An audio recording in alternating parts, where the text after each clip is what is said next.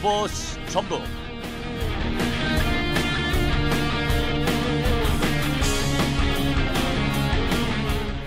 여러분 안녕하십니까? 전주 공동체 라디오에서 방송되고 있는 스포츠 전북입니다. 저는 스포츠 캐스터 신동철입니다. 스포츠 전북은 본에서 펼쳐지는 각종 스포츠 소식을 매주 월요일 오전 10시부터 1시간 동안 FM 93.5MHz로 여러분께 방송되고 있습니다. 뜨거운 6월의 햇살 속에 아직도 축제들이 지방자치제에서 펼쳐지고 있더군요. 먼저 그 고창복분자와 수박축제가 이번 주 금요일 6월 20일부터 22일까지 고창군에서 열립니다. 또 고창 청농원 라벤더 축제가 6월 29일 다음 주가 되겠죠. 역시 고창에서 열립니다. 다음은 군산에서 펼쳐지는 수제 맥주와 브루스 페스티벌이 6월 20일 역시 다음 주 이번 주군요. 6월 20일 금요일부터 일요일까지 군산에서 개최됩니다. 한편 전남 무안에서는 연꽃 축제가 열리네요. 다음 주 6월 26일부터 29일까지 전남 무안에서 열립니다. 참고하시기 바랍니다. 전주 기상지청에 따르면은 전라북도의 장마가 6월 하순부터 시작된다고 하는군요. 지난 주말에 내린 비는 장마비가 아니라고 합니다. 이번 주 금요일 오후부터 토요일 오전까지 도내 비 소식이 있습니다.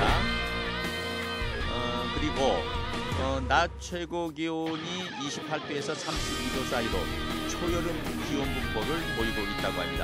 참고하시고요.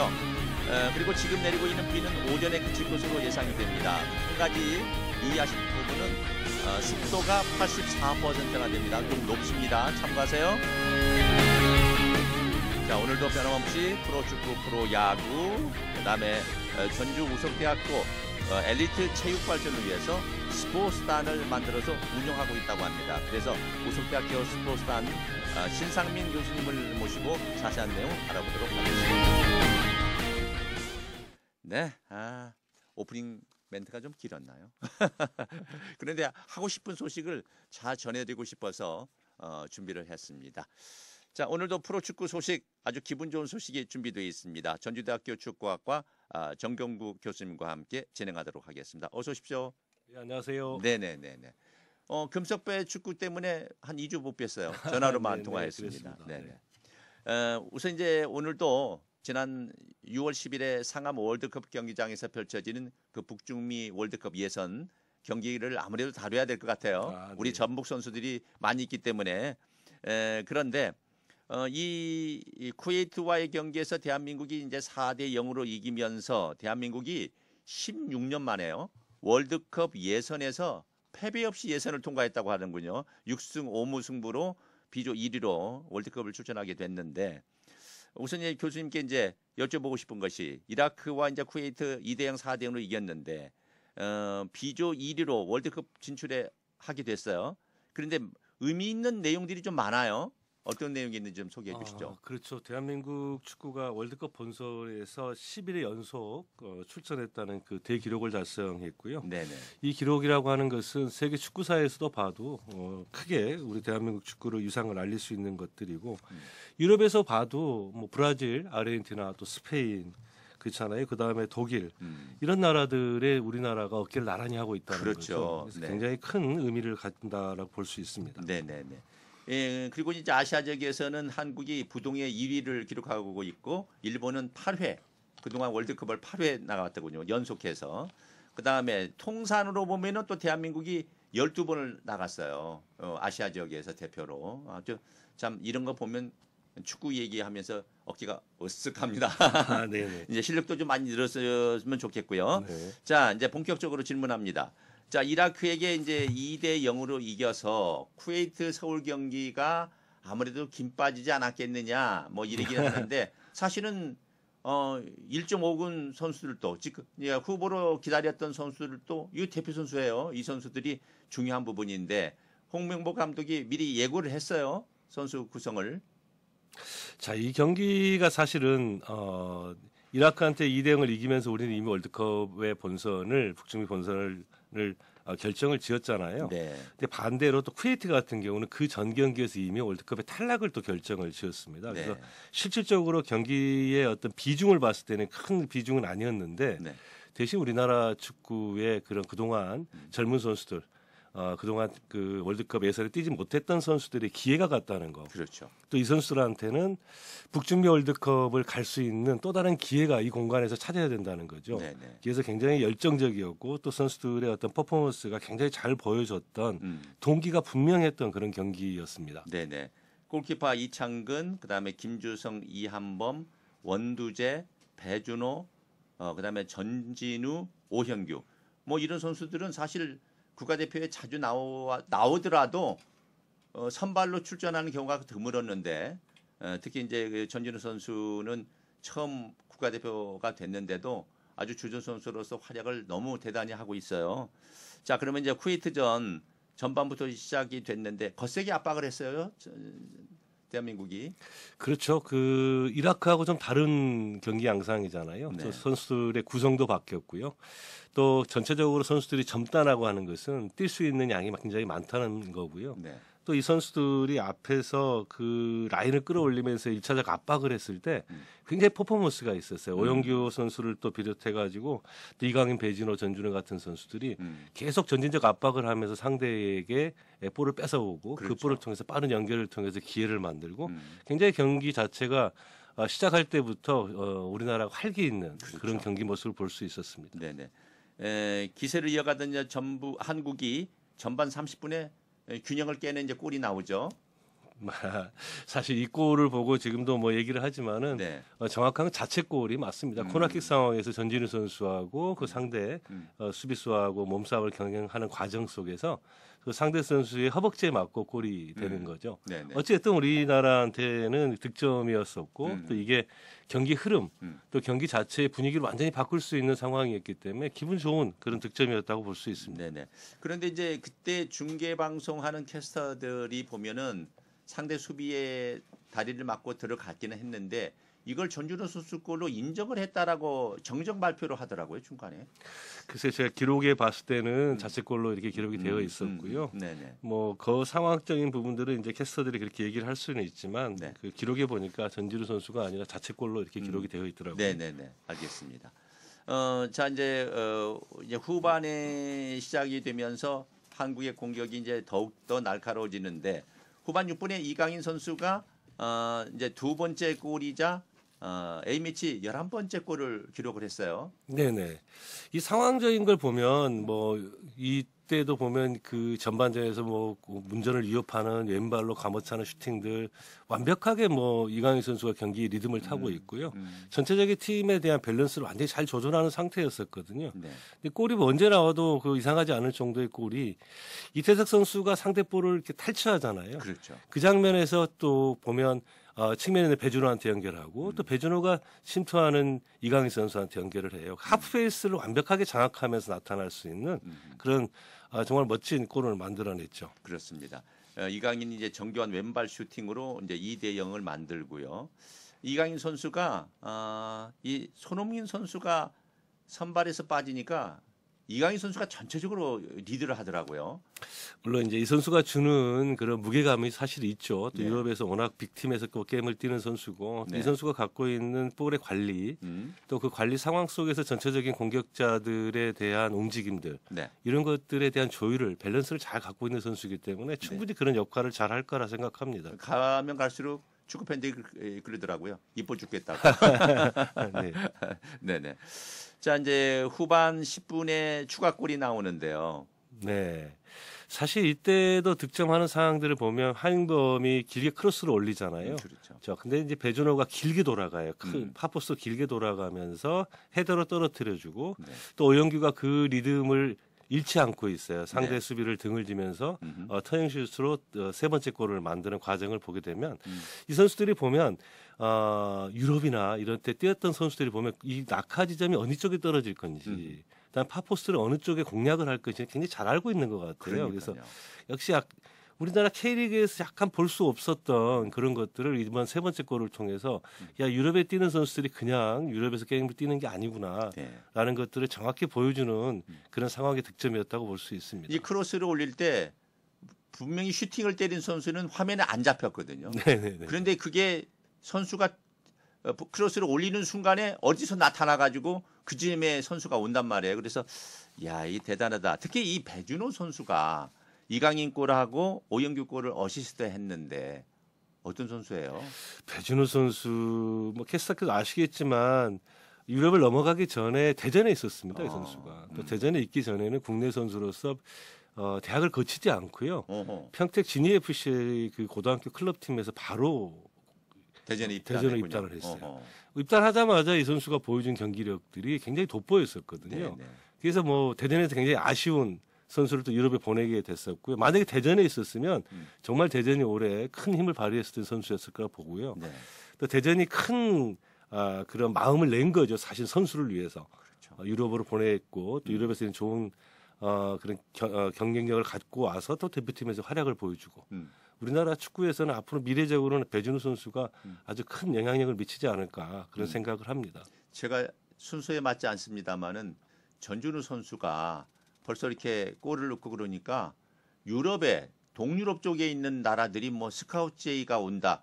그걸 어떻게 근데 또 누구는 이건 허위 사실이 아니다라고 딱 끊던데 구단 쪽에서는요. 구단은 그렇게 얘기할 수밖에 없을 것 같고요. 유럽에서는 일단 젊은 선수들에 대한 어떤 타겟이 명확하거든요. 이 선수를 데려다가 우리가 어떻게 성장시켜서 다시 또 빅팀에다가 선수를 또 이렇게 연결을 시킬 것인가라고 네. 했을 때 네네. 전지루 선수가 그 분명히 그 타겟 안에 들어와 있을 것은 명확합니다. 그러니까 네. 한국에서 또 12골을 집어넣는 신예란 말이에요. 그렇죠. 네네. 네. 자, 근데 이제 후반 27분에 교체 투입된 이재성 선수가 이제 쐐기골을 만들어 버리는 거죠. 네. 이 상황에서 이미 이제 경기 흐름이나 또 경기 상황을 모든 게 한국이 다 가져온 상태고 3대0 상황이었잖아요. 네. 네. 또 하프에스를 완벽하게 우리나라 대표팀이 장악을 하고 있었고 네. 문제는 혼전 중에 이재성 선수가 왼발로 득점하면서 사실상 승부는 결정을 다 그럼요. 지었다고 볼 수 있죠. 예, 아주 축제를 하는 기분이었어요. 네네. 네네. 그렇습니다. 자, 이제 후반 30분에 팬 서비스로 손흥민 선수가 이제 나옵니다. 그런데 이 손흥민 선수가 A매치에서 134번째 출전을 한더군요. 그렇게 야, 이게 국가대표로 이렇게 많이 뛰었나 그런 생각을 하는데 감독님 보시기에는 어떻습니까? 손흥민 선수가 그 기록이. 기록적으로 보면 뭐 역대 세 번째, 차범근 감독님 또 홍명보 감독님 이어 세 번째라고 하는데요. 제 생각에는 이 선수가 그 기록을 충분히 넘어서지 않을까. 지금의 그렇죠. 밸런스를 예. 봤을 때는 네네네. 대한민국의 최고의 A벤치 기록을 달성한 또 최고의 선수가 되지 않을까라는 생각을 합니다. 네네. 손흥민 선수가 134회, 그다음에 차범근, 홍명보 감독이 136회예요. 그러니까 네네. 두 번 차이밖에 안 나거든요. 이건 뭐 근데 제가 보기에는 좀 손흥민 선수가 200번 넘었으면 좋겠어요. 오랫동안 선수 생활하면서. 네네. 네. 이런 자원이 드물잖아요. 이강인 선수랑 해가지고 또 우리 배진호 선수 그다음에 또 전진우 선수들이 합류해가지고 좀 더 많은 골을 넣는 그런 세계적인 축구팀이 됐으면 좋겠습니다. 자, 이번엔 이제 프로축구 이제 K1으로 넘어가겠습니다. 지난주 금요일에 이제 전북현대 모터스대 강원 FC의 경기가 있는데 이 강원 FC가 1차전을 4월 9일 전주구장에서 했어요. 네네. 그런데 저희가 그때는 쉽게 이길 거라 생각했는데 아주 강타를 맞아가지고 1대0으로 패배를 했는데 여기에 기록이 하나 있어요. 강원 FC에게 5연패를 했더라고요. 전북현대가. 작년부터 안 좋을 때 만난 것 같은데. 네, 맞습니다. 네네. 강원이 전북에 비해서 상대적인 어떤 전적을 보면 강원이 유리했어요. 그리고 또 그러니까. 우리가 좀 착각을 좀 하고 있는데 네. 작년 같은 게 강원이 준우승팀입니다. 그러니까요. K리그. 그래서 굉장히 전북과 강원이 경기를 하게 되면 전북이 승수 쌓기 굉장히 어려웠던 그런 상대 팀이 바로 강원이기도 했고 또 뭐 말씀하신 것처럼 4월 9일 날 전주에서 홈에서 또 1대0으로 패했던 그런 기록을 가지고 있었던 그런 강원이기도 합니다. 네네. 이 강원 팀이 그 동안에 겨울 동안에 선수를 좀 많이 뺏긴 것 같아요. 다른 팀에게 외국으로도 또 보냈고, 네네. 네 그런 이제 모습이었고, 자 전반에 이제 5분에 티아고의 헤더골로 1대0으로 앞섭니다.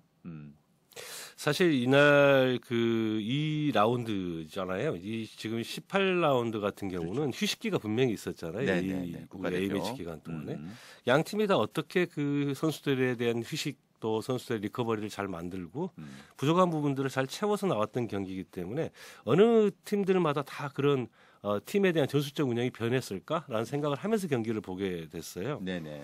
그렇지만 전북 같은 경우는 똑같은 선수의 구성, 전술 전략을 가지고 또 아주 이른 시간에 득점을 하게 돼요. 네. 뭐 보셨겠지만 송민규가 우측에서 올린 크로스를 박진섭이 안으로 잘라 들어가거든요. 그래서 그 머리에 맞고 나오는 거를 또 티아고가 머리로 헤더로 집어넣으면서 1대0으로 이기게 되는데 네.